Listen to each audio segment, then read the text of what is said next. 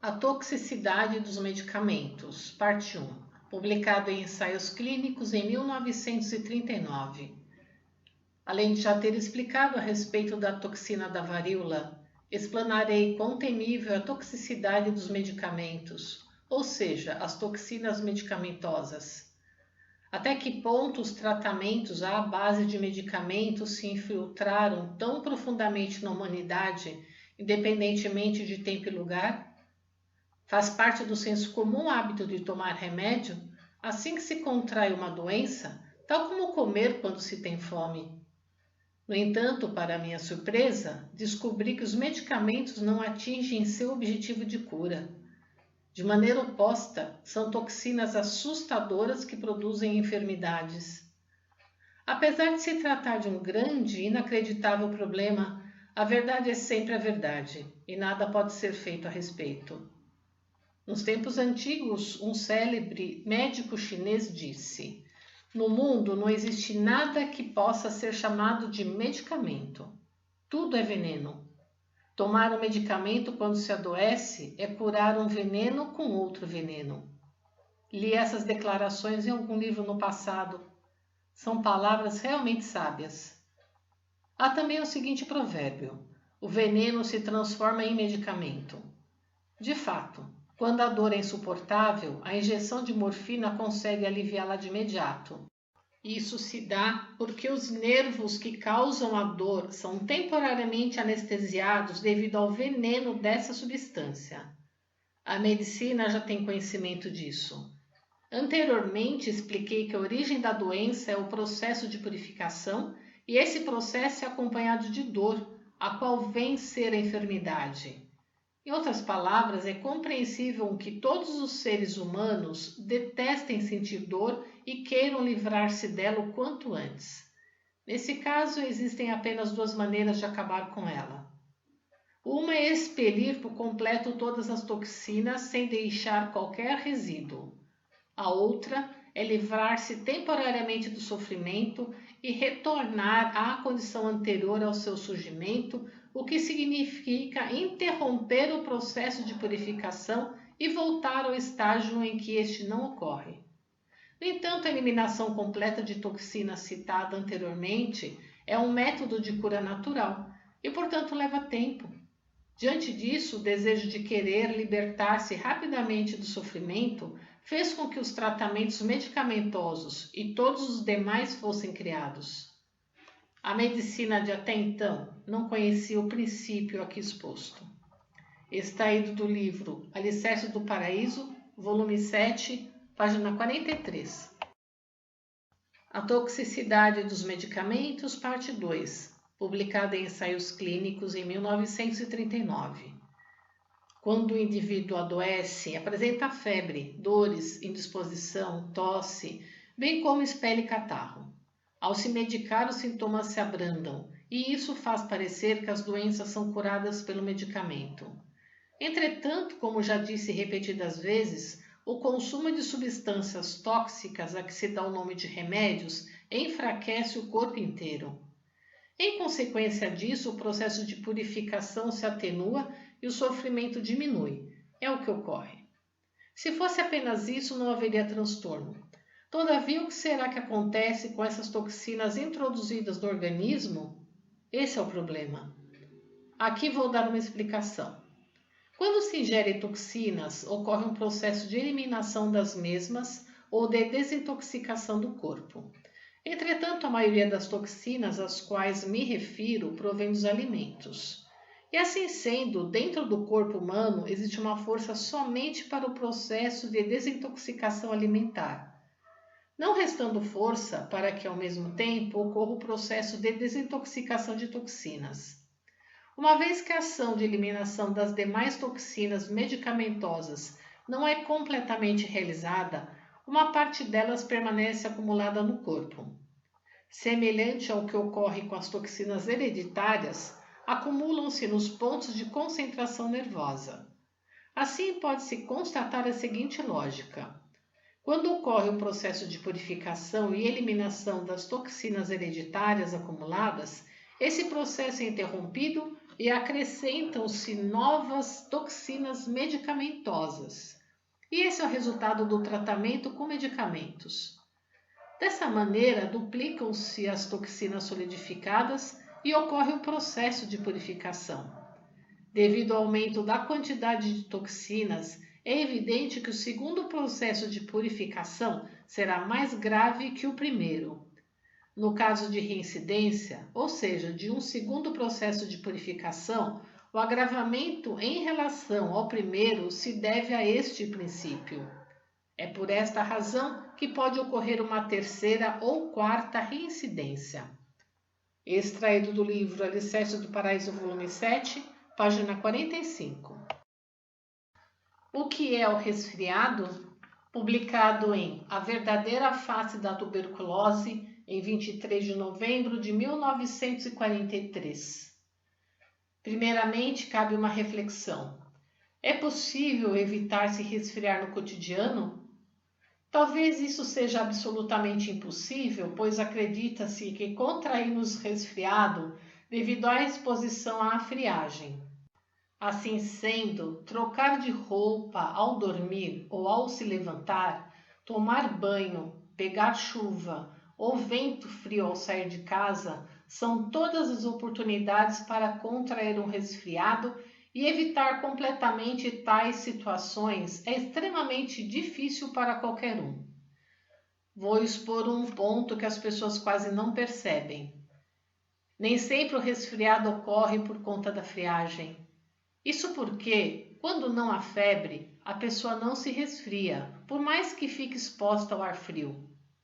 Na verdade, quando contrai um resfriado é porque já apresentava-se o binetsu, temperatura corporal entre 36,5 graus e 37,4 graus centígrados. Ou seja, o binetsu é um indício inicial do resfriado. Em tal circunstância, embora não se pegue friagem, é certo que a pessoa ficará adoentada. Quando há binetsu, mesmo sem contato com a friagem, surgem calafrios. Por conta disso, independentemente do local e do quanto se está agasalhado, sente-se um frio intenso. No entanto, existe uma questão que as pessoas precisam saber. Quando o clima muda e toma-se friagem, surge o processo de purificação natural para o corpo adaptar-se ao frio. Há resfriados desta natureza impossíveis de serem prevenidos. Considerando as razões expostas, chegamos à conclusão de que escapar do resfriado é absolutamente impossível. Uma vez que não há meios eficazes de prevenção do resfriado, os cuidados não têm o menor sentido e até influenciam negativamente as pessoas, deixando-as apreensivas. Acredito que no mundo não exista um indivíduo sequer que consiga precaver-se contra essa situação. A medicina ainda desconhece a causa do resfriado. Vou explicá-la resumidamente do meu ponto de vista. Em primeiro lugar, o que faz o ser humano ser saudável ou não é a presença ou não de impurezas no sangue. Em outras palavras, quem tem o sangue livre de impurezas é saudável, enquanto quem tem sangue turvo não o é.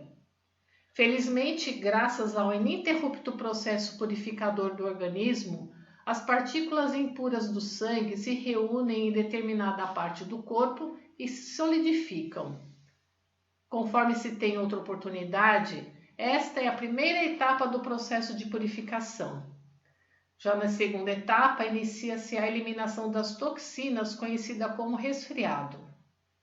Com o surgimento da febre, as toxinas solidificadas são dissolvidas, liquefeitas e acumuladas temporariamente nos pulmões em forma de catarro. Depois são expelidas pela ação de bombeamento denominada tosse. Desse modo, o resfriado é o processo de purificação mais simples. Por meio dele, as pessoas conseguem limpar o sangue turvo e a saúde melhora. Portanto, o quesito primordial na prevenção da tuberculose é procurar contrair resfriado. Por desconhecer essa lógica, a medicina interpreta de forma equivocada considerando-o como um dano à saúde e tenta conter a purificação ao máximo. Por esse motivo, é preciso saber que a principal causa da propagação da tuberculose está no fato de se evitar ou interromper o processo de purificação por meio de medicamentos e outros métodos. Assim sendo, podemos dizer que o resfriado é um processo fisiológico natural, além de consistir em uma grande bênção que Deus concedeu ao ser humano. Extraído do livro Alicerce do Paraíso, volume 7, página 46. Nota: Binetsu, denominação usada no Japão para a temperatura corporal medida entre 36,5 graus e 37,4 graus centígrados. Na medicina ocidental, não existe uma nomenclatura para esta faixa de temperatura considerada dentro da normalidade. No Ocidente, a temperatura corporal a partir de 37,5 graus centígrados é considerada estado subfebril e acima de 38 graus centígrados, febre. O banho interno do corpo, publicado no jornal Eiko número 147, em 12 de março de 1952. Tem escrito constantemente sobre os erros da medicina moderna, pois até hoje é costume associar as doenças a médicos e medicamentos. Nesse sentido, por mais que as pessoas, em sua maioria, estejam cientes a respeito da teoria apresentada por nós, elas hesitam em colocá-la em prática. Portanto, para ajudá-las, escreverei mais claramente e acredito que entre as doenças, o resfriado seja o mais fácil de se entender. Assim que a pessoa se resfria, subitamente surgem-lhe sofrimentos como febre, tosse, catarro, espirro, coriza, dores de cabeça e nas articulações. Em razão disso, procura um médico de imediato. No entanto, existe um problema com relação a esse procedimento. Ao mesmo tempo que ela acha ser um simples resfriado, surge a preocupação de que, caso se descuide, ele se transforme em algo mais sério ou até mesmo possa ser o início de uma grave moléstia. Assim sendo, segue fielmente a orientação médica e aguarda a cura. A fim de fazer com que o corpo aqueça e transpire, alguns indivíduos recorrem a aspirinas, chás de ervas e raízes, gemadas com saquê, laranja torrada, além de usar muitos cobertores. Por outro lado, os que têm mais recursos financeiros e são medrosos não adotam esses métodos por considerá-los paliativos. Receando que esse cenário piore e se torne irreversível, eles procuram um médico de confiança e lhe fazem várias perguntas. Contudo, por desconhecer até mesmo a causa do resfriado, a medicina não é capaz de oferecer explicações claras, o que consequentemente gera intranquilidade. Essa situação é previsível, uma vez que o próprio médico, no fundo, temendo que o resfriado possa evoluir para uma pneumonia, recomenda cuidados e repouso absoluto. E no máximo diz palavras formais como cuide-se bem, deixando o paciente bastante inseguro. Este, sem opção e assustado, passa o dia medindo a temperatura. Do nosso ponto de vista, esta é uma realidade bastante absurda. Conforme tenho dito sempre, não há nada melhor que o resfriado, pois ele elimina as toxinas acumuladas no corpo. À medida que as toxinas dissolvidas pela febre são expelidas em forma de catarro, coriza, suor, entre outros, a pessoa se recupera, sente-se revigorada e se torna ainda mais saudável. Em outras palavras, a purificação interna do corpo se verifica espontaneamente. Por conseguinte, não há nada mais gratificante. Fazendo uma analogia, basta pensar que o banho é a higiene da parte externa do corpo e o resfriado da parte interna. Assim como o banho retira as sujeiras da pele, o resfriado faz sair as acumuladas no interior do corpo. Portanto, o catarro, a coriza e o suor constituem impurezas. Evidentemente, a pele pode ser lavada com as mãos, mas isso não é praticável no que se refere ao interior do corpo. Todavia, a natureza é maravilhosa, pois o resfriado remove a sujeira interna. Não é incrível como Deus, o Criador, fez tudo com perfeição? Assim sendo, devemos agradecer o resfriado e, na medida do possível, não evitá-lo. Esse é o melhor meio para se obter a saúde. Afinal, é o método de saúde criado por Deus. É evidente que só por compreender essa lógica as preocupações reduzirão a menos da metade. Ao invés de tratar o resfriado, é melhor deixar que ele siga seu curso natural, pois assim a cura se dará a contento. Os senhores entenderão melhor ao tentar praticar isso na próxima vez que o contraírem. Além do mais, à proporção que a limpeza interna se verificar, a incidência do resfriado diminuirá gradativamente. É misterioso que uma teoria tão simples não tenha sido compreendida até hoje. Portanto, acredito que não exista alguém tão tolo quanto o ser humano, visto que ele sente pavor do resfriado e, ao pegá-lo, gasta dinheiro desnecessário, sofre duramente por não poder mais trabalhar e acaba tendo tuberculose. Sinto vontade de dizer: sofredor, teu nome é ser humano. Entretanto, não é só isso. Nesta questão, o problema é o medicamento. De acordo com o mencionado anteriormente, a medicina, por interpretar de forma contrária à limpeza interna do corpo, tenta interrompê-la e, para tanto, usa a substância tóxica denominada medicamento.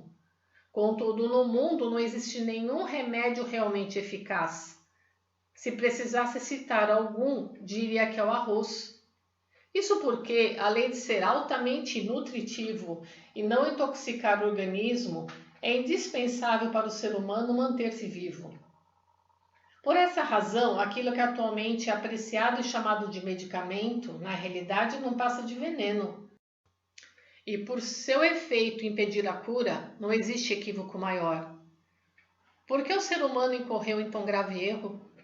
O sofrimento causado pelo processo de limpeza, temporariamente aliviado pelos medicamentos, fez com que ele tivesse a ilusão de cura.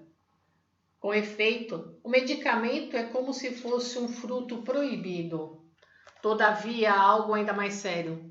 A maior parte das toxinas medicamentosas introduzidas fica retida, mesmo depois de anos ou décadas, e acaba se solidificando em várias partes do corpo.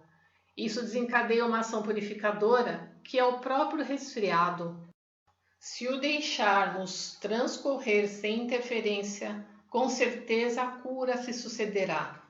No entanto, o uso deliberado de medicamentos complica o quadro, acarreta doenças secundárias e piora a condição a ponto de colocar a vida em risco, o que me deixa perplexo e sem palavras. De acordo com o exposto, a origem das doenças efetivamente reside nas toxinas medicamentosas. Logo, se o ser humano deixar de usar os remédios e fizer o máximo para se resfriar, garantirá boa saúde e longevidade. Além de descobrir esse grande erro cometido pela humanidade, ensina o método de eliminação das toxinas medicamentosas, o Diorei. Dessa forma, é concebível entender quão grandiosa é minha obra de salvação. Creio que concordarão que a construção do paraíso terrestre preconizada por mim, isento de doença, pobreza e conflito, não é vaidade ou exagero.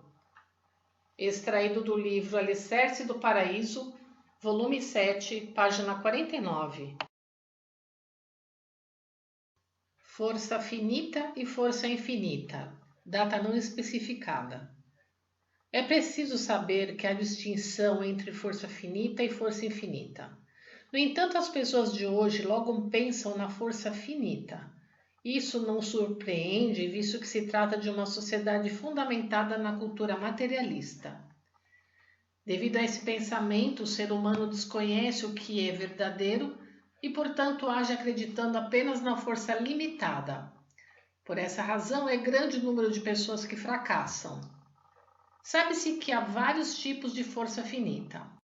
Nos tempos primitivos, prevalecia a força física, isso é, a força humana. À medida que a evolução transcorria, a capacidade intelectual se desenvolveu e o poder surgiu. Cresceram ainda a opressão, os poderes políticos, militar e econômico, o poderio financeiro e acadêmico, a potência dos motores e das máquinas, além do poder destrutivo, da força do pensamento, da escrita e da propaganda. Naturalmente, a força atua de forma mais tênue ou intensa conforme cada época. Um exemplo disso é a predominância da violência, do poder e da dominação nos tempos primitivos. A respeito disso, o importante é saber que as forças aqui mencionadas, sendo finitas, logicamente não são absolutas. A maior prova é que mesmo aquelas outrora consideradas inabaláveis são aniquiladas sem piedade pelo poder do tempo. Exemplos de fracassos podem ser observados desde a antiguidade. Por outro lado, nada se opõe à força que é infinita, absoluta e eterna. Por mais que a força finita seja visível e palpável, a infinita assemelha-se ao nada e por esse motivo o ser humano não acredita em sua existência. Assim sendo, o mundo de hoje resulta desta crença que considera somente a força finita. Falando de forma mais clara, podemos dizer que a força finita é criada pelo ser humano e a infinita é manifestada por Deus. A respeito disso, vou apresentar um exemplo mais próximo, o Jorei de nossa religião. A medicina utiliza recursos visíveis, tais como medicamentos e equipamentos, e as pessoas acreditam que a recuperação se sucede por meio deles. No caso do Jorei, simplesmente levantamos a mão em direção da pessoa. Por essa razão, os principiantes não acreditam de forma alguma e imaginam. Será que a cura ocorrerá com esse simples procedimento? No entanto, percebem claramente que o resultado é, sem dúvida, excepcional e melhor do que o da medicina. Por mais que pensem, não entendem. Simplesmente chegam à conclusão de que se trata de algo realmente misterioso. Isto se dá pelo fato de as pessoas terem ciência da força finita e ignorarem a força infinita. Compreendendo esta verdade, elas perceberão que não há mistério algum, trata-se do óbvio. Em outras palavras, está bem evidente que a medicina se baseia na força humana e o Jorei na força divina. Extraído do livro Alicerce do Paraíso, volume 7, página 53. Afinal, o que é a verdadeira civilização? Publicado na revista Chijo Tengoku número 31, em 25 de dezembro de 1951. Estou escrevendo um livro extraordinário intitulado A Criação da Civilização, cujo propósito é esclarecer que a civilização vista até agora está fundamentalmente equivocada e, portanto, não é verdadeira. A maior prova disso é que, por mais que afirmemos ter havido progresso, o objetivo final da civilização, que é a felicidade da humanidade, não parece ter qualquer viabilidade de se concretizar. Aliás, vemos que, ao contrário, à medida que constatamos o progresso, os dilemas existenciais tendem a aumentar. É difícil crer que a civilização atual, extremamente contraditória, permaneça nesse caminho por tempo indefinido. Sua evolução consiste em distanciar-se aos poucos da selvageria e é inconcebível qualquer outra razão fundamental para esse progresso. Portanto, é inevitável a chegada do momento em que a humanidade perceberá essa realidade e, consequentemente, se dedicará à construção da verdadeira civilização que trará consigo a felicidade. Além disso, quero alertar que esse momento é iminente, pois descobri a origem desse equívoco. A selvageria será erradicada. Ainda que consideremos esta questão por outro ângulo, estaremos de acordo. A verdade é que o mundo progride incessantemente, algo indiscutível que não pode ser negado por ninguém. Portanto, qualquer que seja o motivo, não há nenhuma possibilidade de retornarmos à era da barbárie. A civilização continuará avançando e a selvageria será totalmente erradicada. Consequentemente, alcançaremos a verdadeira civilização. Quando chegarmos a esse estágio, a humanidade obterá a paz e desfrutará da felicidade. Todavia, qual é a situação vigente? Conforme constatamos, a ameaça da guerra e o pavor das doenças não se atenuam, e isso significa que a selvageria ainda persiste de forma considerável. Parece que as pessoas iludidas acreditam que a barbárie é inerente à civilização, o que é uma ideia errônea. Sem dúvida, a essência desse pensamento está nos equívocos da medicina. Visto que os tratamentos da medicina moderna não curam as doenças por meio de medicamentos ou demais métodos, recorre-se frequentemente à cirurgia. Esta, sem dúvida, inclui incisões, sangramentos, retirada de órgãos internos e, dependendo da doença, o corpo é perfurado para drenar pus ou líquido. Tumores, por exemplo, são invariavelmente extirpados por meio de cortes que deixam cicatrizes horríveis. No entanto, o que mais me surpreende é que interpretam este procedimento invasivo como um sinal de progresso. Do nosso ponto de vista, isso não passa de uma barbaridade atroz. Pode-se até dizer que, por não curarem as doenças, as cirurgias são medidas alternativas. Entretanto, chegar a considerar isso um avanço significa que, na realidade, a própria medicina não evoluiu. Trata-se simplesmente do aperfeiçoamento de uma técnica. Sendo assim, a verdadeira medicina é aquela cujos tratamentos não causam nenhum sofrimento nem comprometem o corpo humano. Melhor dizendo, eliminam apenas a doença, mantendo o organismo em sua condição original. Somente isso evidenciaria o progresso da medicina. A medicina que se desenvolveu realmente é a que criei. Por essa razão, à medida que ela for amplamente difundida, a humanidade se libertará do sofrimento das enfermidades e assim será concretizado o mundo isento de doenças tão almejado pela humanidade. Então, por que surgiu uma medicina tão revolucionária quanto esta? Existe uma razão para isto. Nem é preciso dizer que a medicina moderna foi criada pela ciência materialista, enquanto nossa terapia, alicerçada na fé, adveio da ciência espiritualista. Em outras palavras, ambas são fundamentalmente opostas. A condição primordial deste raciocínio está no fato de que a medicina considera o ser humano como uma matéria, um animal. Em contraposição, nós o vemos como um ser espiritual. Quando for estabelecido qual abordagem reflete a verdade, essa questão será solucionada imediatamente. Alguns podem achar que a resposta para esse questionamento não é tão fácil, mas afirmo que é muito simples. A resposta reside na cura eficaz da doença. Basta realizar um experimento em que se verifique se a doença é debelada ou não.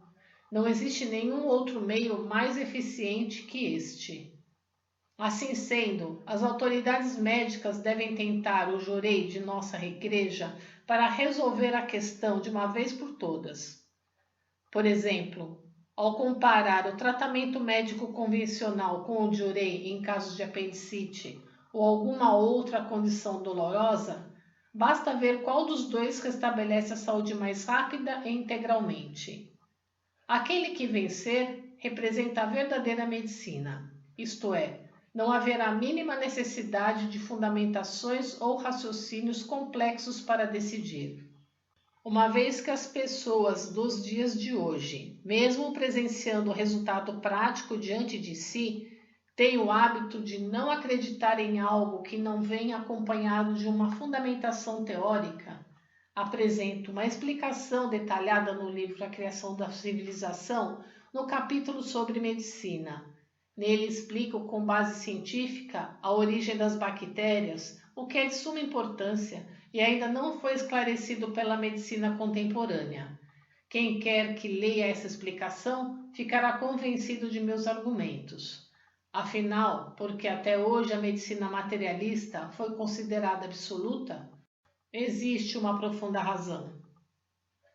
Extinção do sofrimento causado pelas doenças. Um aspecto ilustrativo do que digo é que, desde os tempos antigos até os dias de hoje, existem dois métodos principais para a cura das doenças.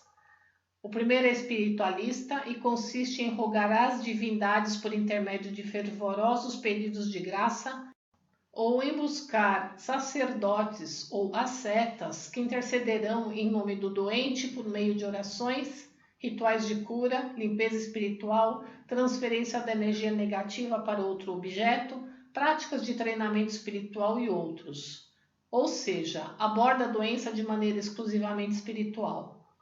Em contraposição, a abordagem materialista utiliza evidentemente medicamentos, cirurgias, injeções, banhos de luz ou outras terapias, mas inclui também as terapias populares que vão desde o shiatsu até as massagens. Todas elas lançam mão de recursos materiais. Ambos os critérios são extremamente tendenciosos. A civilização moderna, fascinada diante do surpreendente avanço da ciência, chegou aos dias de hoje. Ela admite que só é possível tratar as doenças por meio da ciência material. Esse é o senso comum da atualidade. Acredita-se que basta o método material progredir para a humanidade testemunhar a extinção do sofrimento causado pela doença. Essa ideologia, que concede excessiva importância à ciência, chegou a negar a existência de Deus. Analisando mais profundamente, a cultura oriental surgiu neste mundo após certo nível de evolução da humanidade, de acordo com o plano divino. Como sempre afirmo, essa cultura é de natureza espiritual e psicológica, e até certo ponto evoluiu extraordinariamente. Todavia, por negar o lado material de maneira extrema, fracassou e chegou ao declínio constatado nos dias de hoje. Em contrapartida, a cultura ocidental desprezou o espírito e, por meio da ênfase à ideologia materialista, atingiu o presente desenvolvimento. Contudo, ela se caracteriza por ser igualmente uma cultura fracassada. O mundo contemporâneo é o que melhor comprova este fato. Assim, podemos observar que a humanidade falhou ao pender demasiado para o aspecto vertical e fracassou mais uma vez ao voltar-se totalmente para a perspectiva horizontal. Vemos que, apesar de ter errado não só uma, mas 2 vezes, ela ainda não despertou e a situação corrente mostra que ela continua, como antes, aferrada a essa cultura sem esperança. Diante de tal realidade, é natural que ocorra uma grande reviravolta histórica. Parteiro da civilização mundial. Eis que surge nossa Igreja Messiânica Mundial, que revelará o equívoco de uma civilização fracassada e ensinará como deve ser a verdadeira civilização. Por esse motivo, estou escrevendo o livro A Criação da Civilização. O ponto central desse projeto está em mostrar a verdade sobre uma maneira de pensar que não pende nem para o vertical, nem para o horizontal, mas é flexível e moderada. Em outras palavras, ao mesmo tempo que revela a existência de Deus, valoriza o progresso material. O Diorei é evidência desse princípio, e por ser a transmissão da luz de Deus através da palma das mãos, constitui claramente uma força que une o espírito e a matéria. Desse modo, sou o parteiro que ajudará no nascimento do mundo da verdadeira civilização e também sou seu orientador. Extraído do livro Alicerce do Paraíso, volume 7, página 55. O Criador do Ser Humano, escrito em 1936. Afinal, quem é o Criador do ser humano? Não há dúvida de que é ele próprio, melhor dizendo, seus pais. Na verdade, foi Deus que deu origem aos ancestrais das criaturas. Contudo, posteriormente, os próprios indivíduos passaram a conceber outros seres humanos. Portanto, em seu interior, existe um misterioso poder capaz de produzir o corpo físico e a preciosa vida. Tal força inexplicável não é obtida por meio da inteligência humana ou do conhecimento, nem das máquinas ou dos medicamentos. Trata-se de algo que todos, sem exceção, recebem naturalmente de Deus ao nascer. Se as pessoas possuem a incrível aptidão de gerar o corpo humano, não é surpreendente que também tenham a capacidade de curar as próprias doenças. Esta é a razão porque o tratamento natural apresenta certo grau de eficácia. Extraído do livro Alicerces do Paraíso, volume 7, página 61. A palavra purificação, publicado no jornal Eico número 157, em 21 de maio de 1952. Em nossa religião, as doenças são chamadas de purificação. Acredito que não existe termo melhor, visto que não se trata de uma mentira, mas da mais pura verdade. A primeira impressão que se tem ao ouvi-lo é excepcionalmente agradável, ao contrário de doença ou enfermidade que causam repugnância. Pensando bem, os referidos vocábulos não estão totalmente equivocados. Pelo desconhecimento de que a doença é algo positivo, as preocupações excessivas surgem. Em outras palavras, o estado de espírito da pessoa é afetado. Eu escuto sempre os fiéis comentar: graças a Deus, finalmente purifiquei. Graças à purificação, ultimamente minha saúde melhorou bastante. Ou ainda, a purificação é realmente gratificante. Estas são declarações realmente boas de se ouvir. Outra questão é a palavra hospital, bioin, que considero muito inadequada. Na realidade, ela não está inteiramente errada pelo fato de o hospital ser o lugar onde as pessoas permanecem doentes e não obtêm a cura. Se criássemos algo equivalente, certamente a expressão apropriada seria join, ou seja, local para a purificação do espírito. Caso o ser humano deixe de usar os medicamentos, só restarão doenças leves. Ele poderá restabelecer-se facilmente em casa. Assim sendo, não haveria mais necessidade de construir hospitais. Extraído do livro Alicerces do Paraíso, volume 7, página 62. Os tratamentos médicos e as convicções. Publicado em A Medicina do Futuro, em 15 de maio de 1936. Atualmente existe um grave equívoco no que diz respeito aos tratamentos de doenças. Trata-se da visão de que as curas efetuadas pelas terapias populares, ou seja, baseadas na fé e realizadas por indivíduos que não são médicos, são fortemente influenciadas pelo poder da mente e pelas crenças. E mais, este é um discurso que parte do segmento médico. Entretanto, eu penso que é o contrário. As pessoas possuem a firme convicção de que as doenças devem ser debeladas por meio de procedimentos médicos. A completa fé na medicina é algo realmente assustador. É impressionante as inúmeras situações com as quais lidamos diariamente. Isso fica evidente quando chamam de milagre a recuperação por meio de qualquer outro método de que não seja o procedimento médico. Quando um paciente se submete às terapias medicinais, ele o faz com a convicção de sarar infalivelmente. No entanto, a situação torna-se profundamente incompreensível caso não haja bons resultados por meio da medicina, que deveria ser plenamente eficaz do ponto de vista científico e conceitual. Por outro lado, os doentes que geralmente nos procuram, sem exceção, se mostram desconfiados no início. Muitos deles nem pensam na possibilidade de cura.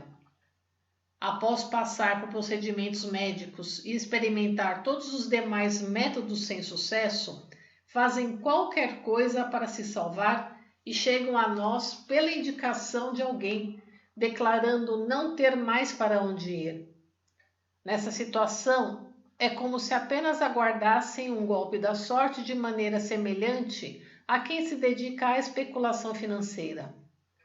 Por exemplo, ouve-se com frequência: até hoje eu passei por inúmeras terapias, mas nenhuma me curou. Então, por mais que comentem que determinado método é eficaz, não consigo acreditar e só pago assim que me restabelecer. Pelo exposto, é possível imaginar o estado psicológico dos enfermos. Assim, é óbvio que a ideia de cura é muito mais forte nos casos em que a pessoa recebe tratamento médico. Conforme afirmei anteriormente, esses tratamentos cujos métodos e conceitos se encontram em absoluta vantagem não promovem a cura. Quanto a nós, em total desvantagem, apresentamos crescentes resultados de restabelecimento da saúde. Trata-se, portanto, de situações que exigem profunda reflexão. Extraído do livro Alicerces do Paraíso, volume 7, página 63. A doença e o sofrimento, data não especificada. Vamos supor que alguém adoeça. A consciência disso já lhe causa sofrimento, visto que a doença constitui um tormento. Existem vários tipos de sofrimento e até então a medicina veio considerando que a doença e dor eram equivalentes. Por essa razão, pensava-se que, aliviando a dor, a moléstia também seria mitigada na mesma intensidade. Contudo, o referido raciocínio encontra-se completamente equivocado e, portanto, desejo esclarecer esse ponto. Vou tomar como exemplo o resfriado, cujo número de casos é realmente elevado na atualidade. A princípio, a febre surge e aplica-se a bolsa de gelo devido à dor de cabeça. A pessoa sente um pequeno conforto, mas isso não significa que houve a remissão da doença. Simplesmente se deu abrandamento da dor. Nesse ponto é que reside o erro fundamental, pois a doença e o sofrimento são coisas distintas. A doença se agrava proporcionalmente às tentativas de aliviar a dor.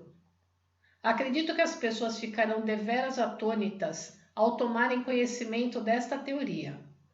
Contudo, por ser uma verdade imutável, se não nos basearmos nela, a medicina verdadeira jamais surgirá. Estou certo de que qualquer um concordará do fundo do coração com a explicação que apresentarei e será incapaz de proferir uma palavra sequer contrária. Antigamente as pessoas diziam: não há quem não seja presunçoso e que não tenha doenças de pele. Trata-se de uma observação interessante. Podemos afirmar que, efetivamente, não existe ninguém que nasça com um corpo livre de toxinas, cujo volume é maior do que imaginamos. Essas toxinas resultam da modificação dos medicamentos, as quais denominamos toxinas medicamentosas. Contudo, deixarei as explanações para outra oportunidade. Seja como for, devido ao metabolismo, as toxinas retidas acumulam-se em várias partes do corpo e, com o passar do tempo, vão se solidificando gradativamente. As referidas toxinas se acumulam nos locais onde os nervos são mais ativos, isto é, a partir da cintura para cima, especialmente no pescoço, no cérebro, nos olhos, no nariz, na boca, nos ouvidos e na garganta. Pois, enquanto estamos acordados, esses órgãos praticamente não descansam. Creio que o cérebro é onde há mais estímulos. Por conseguinte, as toxinas de todo o corpo se deslocam incessantemente para aquela direção e se concentram na região do pescoço. Com efeito, a atividade dos olhos, do nariz, da boca e dos ouvidos tem origem no cérebro. Por esse motivo, a maioria das pessoas possui nódulos e ínguas ao redor do pescoço e sentem rigidez nos ombros. No momento em que as toxinas atingem a solidificação máxima, infalivelmente acabam ocasionando problemas à saúde. Por essa razão, inicia-se o processo de eliminação, o qual denominamos de purificação. O Criador age com extrema habilidade no que diz respeito ao processo de purificação. Primeiramente, ele faz surgir a febre. Esclarecerei detalhadamente a seu respeito em outra ocasião. As toxinas se dissolvem com a febre. Uma vez liquefeitas, elas penetram imediatamente nos pulmões e saem do corpo através da garganta. Isso vem a ser a expectoração. Podemos considerar a tosse como uma ação de bombeamento para expulsar o catarro. Contudo, as toxinas encontradas entre a parte posterior da cabeça e a região da medula oblonga saem pelo nariz em forma de coriza, através do bombeamento conhecido como espirro. Isso se evidencia ao observarmos que após a tosse, geralmente expelimos catarro, ao espirrarmos, coriza. Além disso, as toxinas da região abaixo do pescoço são excretadas em forma líquida através do suor noturno.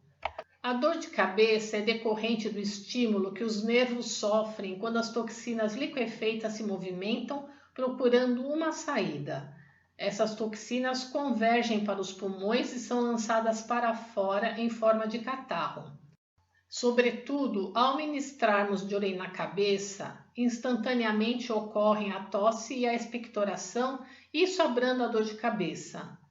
As dores nas articulações decorrem da frequente flexão dos braços e das pernas que provocam a solidificação e a purificação das toxinas, ocasionando as dores.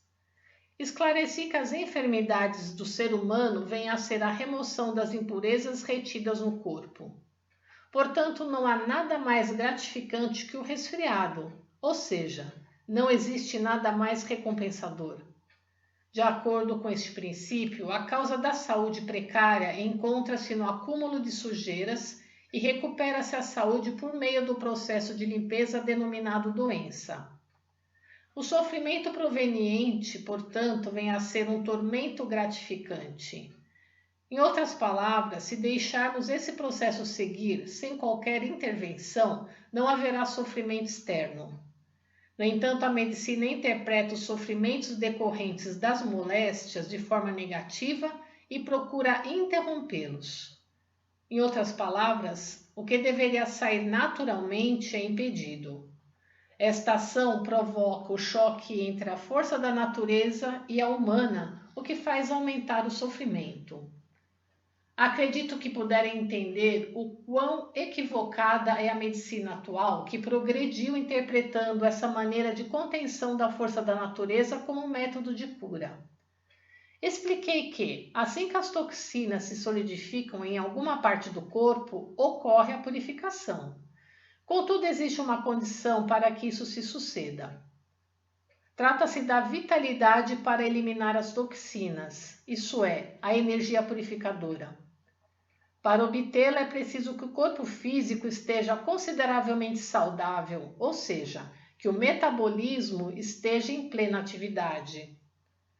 A medicina que interpreta essa realidade de forma oposta empenha-se em impedir a purificação. Para tanto, faz com que o metabolismo se desacelere e a saúde perca seu vigor. O medicamento é o único meio para tal. Por natureza, ele é uma substância venenosa, e por mais que soe estranho, isso torna eficaz. Enfim, ao se tomar o veneno, o corpo físico enfraquece. Simultaneamente à fraqueza, reduz-se a purificação e, em consequência, modera-se o sofrimento. A medicina tradicional, que analisou a situação de forma equivocada, considerou que as moléstias poderiam ser debeladas pelos medicamentos. Essa inexatidão ocorre também com os demais tratamentos. Ao ter febre, aplica-se bolsa de gelo para abaixá-la.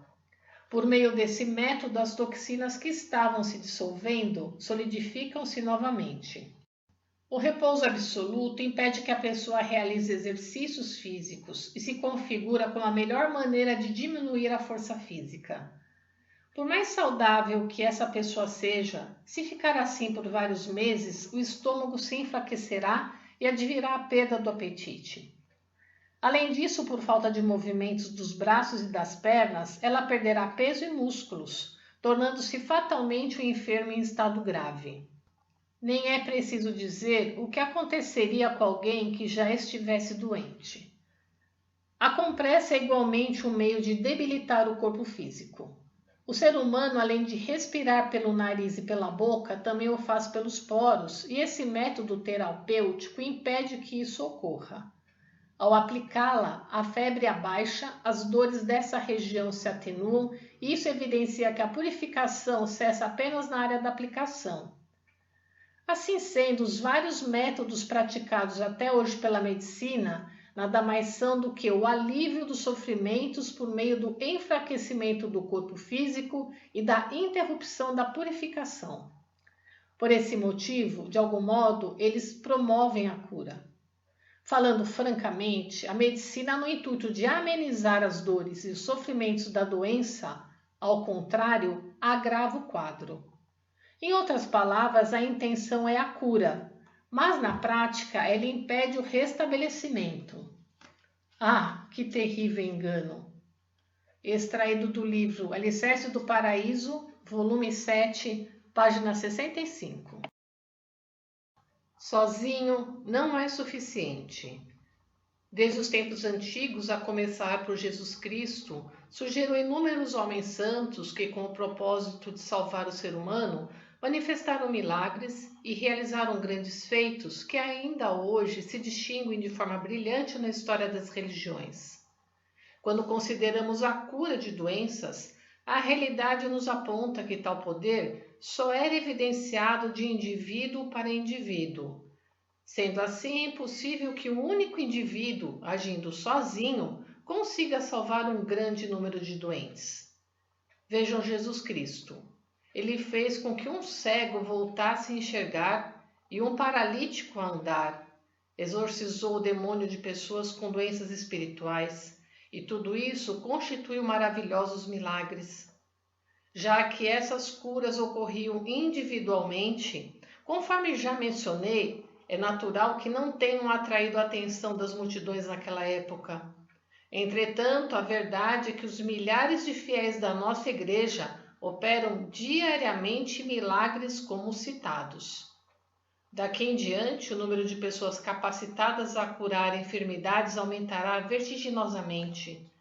Visto que paulatinamente muitas serão salvas, é possível prever que isso se suscitará uma grande questão mundial no futuro.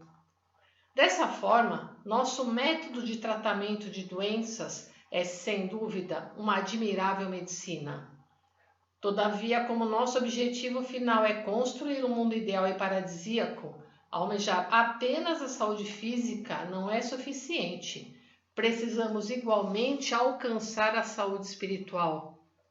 Melhor dizendo, criar o ser humano perfeito, equilibrado física e espiritualmente. Com o aumento de pessoas com tais características, formaremos o paraíso terrestre. Finalmente chegou a Era dos Céus, e o que expus até aqui constata que surgimos como a religião da misteriosa força. A prova é que basta ingressar em nossa igreja para que qualquer pessoa se torne apta a manifestar de imediato o milagroso poder de cura das doenças. Extraído do livro Alicerce do Paraíso, volume 7, página 70, data não especificada. 50 anos de toxinas solidificadas. Publicado no jornal Eiko número 107, em 6 de junho de 1951. Contraí pleurisia aos 18 anos de idade. Na ocasião, ao fazerem a incisão de um dos lados do abdômen, retiraram cerca de 200 ml de líquido pleural. Recentemente descobri que o antisséptico e os medicamentos usados durante minha recaída, que ocorreu depois de um ano, se acumularam entre as costas e as axilas. Assim sendo, pensando em dissolvê-los, passei a me ministrar de orei. No início, as toxinas estavam bastante rijas, mas aos poucos amoleceram e se dissolveram. Além disso, à medida que se liquefaziam, invariavelmente ocorria a diarreia. O interessante é que, embora as dores fossem intensas, eram frequentes e pontuais. Por meio desse fato, compreendi que as toxinas não se extinguem mesmo depois de vários anos. Este ano comemoro meu 68º aniversário.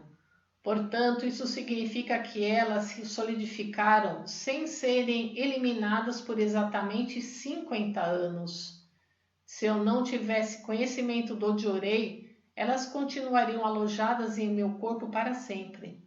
À proporção que as toxinas se diluíam, eu as eliminava através da diarreia e minha disposição aumentava. Por longo tempo fiquei sem entender esse processo, embora eu achasse normal. No entanto, ao perceber a realidade naquela oportunidade, senti um alívio inesperado, o que me deixou realmente satisfeito. Seja como for, constato que minha existência foi prolongada por mais de uns 20 ou 30 anos. Além do mais, o raciocínio melhorou visivelmente e estou escrevendo meus textos com maior habilidade do que antes. Assim sendo, podemos compreender que aqueles que não conhecem o Jorei poderão ter as toxinas medicamentosas concentradas no corpo por toda a vida. Conforme tenho afirmado com frequência, a causa da diarreia quase sempre se encontra na cabeça e nas costas. Portanto, quando as toxinas nessas áreas se dissolvem, elas se condensam temporariamente no abdômen para depois serem eliminadas por meio de diarreia ou de intoxicação alimentar. Principalmente nas purificações da cabeça ocorre bastante sangramento. Neste caso, quando se trata de eliminação pelo ânus, denominamos de hemorragia hemorroidal. Já a expulsão das toxinas temporariamente retidas no abdômen, chamamos de desinteria. São as bactérias da desinteria que, de acordo com sua natureza, atuam na função de eliminar rapidamente o sangue intoxicado. Por conseguinte, se a pessoa deixar que a desinteria siga seu curso natural, sem interferir, esse sangue será expelido com sucesso e assim se sucederá a cura. Pelo fato de desconhecer esse contexto, a medicina recorre a todos os meios para impedir a perda do sangue e é esse procedimento que agrava a enfermidade. Sinto uma grande frustração ao imaginar que, se a medicina conhecesse este princípio, o ser humano seria amplamente beneficiado. Extraído do livro Alicerces do Paraíso, volume 7, página 72. O Jorei sob um ponto de vista filosófico, publicado em A Medicina do Futuro, volume 2, em 5 de outubro de 1943. Até os dias de hoje, temos visto que quando o Jorei apresenta efeitos extraordinários, as críticas feitas a esses resultados se apoiam em conceitos completamente errados. Nosso método de cura não utiliza medicação nem qualquer tipo de instrumento. Como por um longo tempo as pessoas da atualidade vieram acreditando piamente que as doenças só podem ser curadas por meio de tratamentos materialistas, obviamente tendem a pensar que a melhora através do Jorei é decorrente de uma ação psicológica. Em outras palavras, consideram que o tratamento não curou e que o restabelecimento ocorreu graças à fé e ao sugestionamento psicológico. Essa interpretação é particularmente comum entre as pessoas. No entanto, o que ocorre é exatamente o oposto, o que por sua vez é bem intrigante. Podemos mesmo dizer que hoje os pacientes que buscam não só o Jorei, mas qualquer outra terapia popular, frequentemente carregam dentro de si certa dúvida. Com certeza, isso se baseia na noção de que recuperar a saúde sem medicamentos e instrumentos é um grande mistério. No entanto, ao ouvirem explicações ou ao observarem efeitos extraordinários em seus familiares, ficam divididos entre crer ou duvidar. Naturalmente, aqueles que recorrem à medicina têm arraigada a ideia preconcebida de que se restabelecerão. Em especial, os grandes hospitais e os títulos de especialização reforçam tal crença. Além disso, uma noção pré-estabelecida do notável processo da medicina corrobora tal certeza, e a confiança na cura das doenças por meio da medicina não dá a menor margem de comparação com as terapias populares.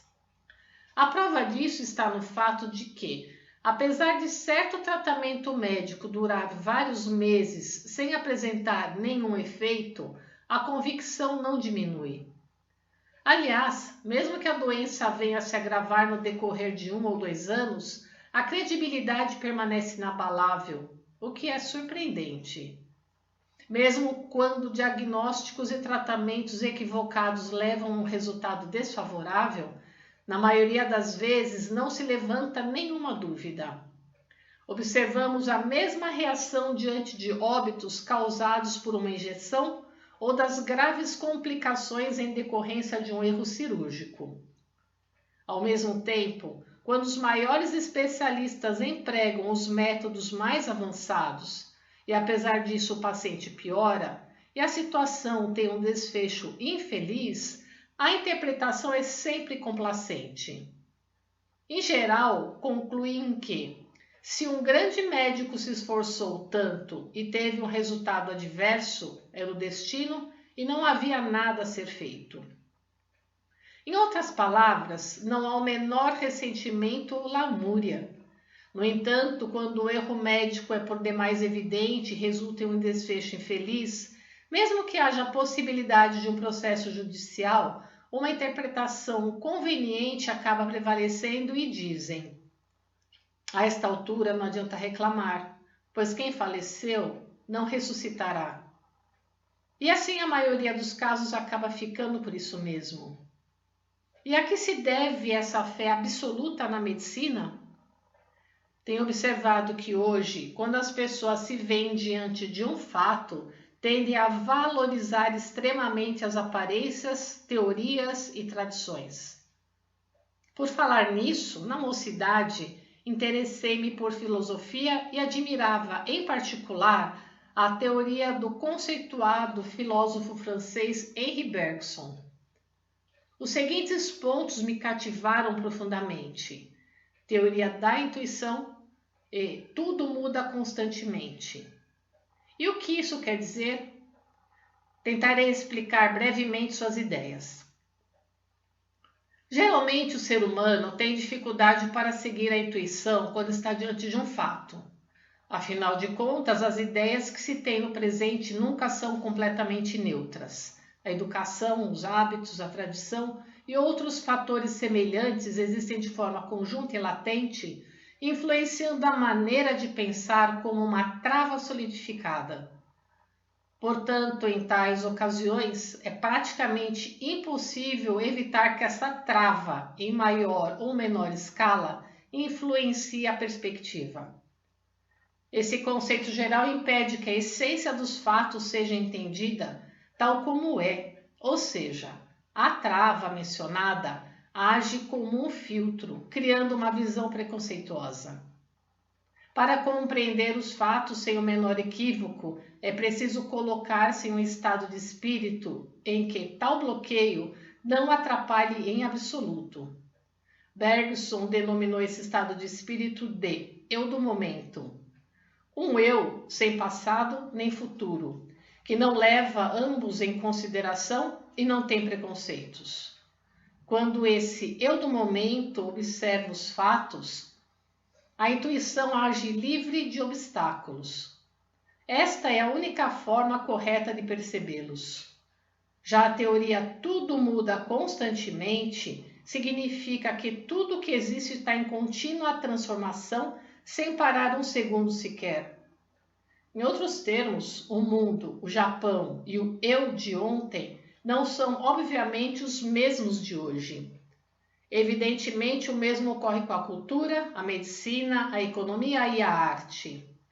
Consequentemente, aquilo que ontem era considerado verdade, hoje pode deixar de sê-lo ou continuar sendo visto como tal. Se for abandonado, significa que se tratava de uma pseudo-verdade. Podemos afirmar também que a verdade que não foi derrubada é genuína, ou no mínimo, está muito mais próxima da verdade do que da pseudo-verdade. Por outro lado, podemos ainda dizer que a verdade que não foi derrubada é uma manifestação temporária da verdade.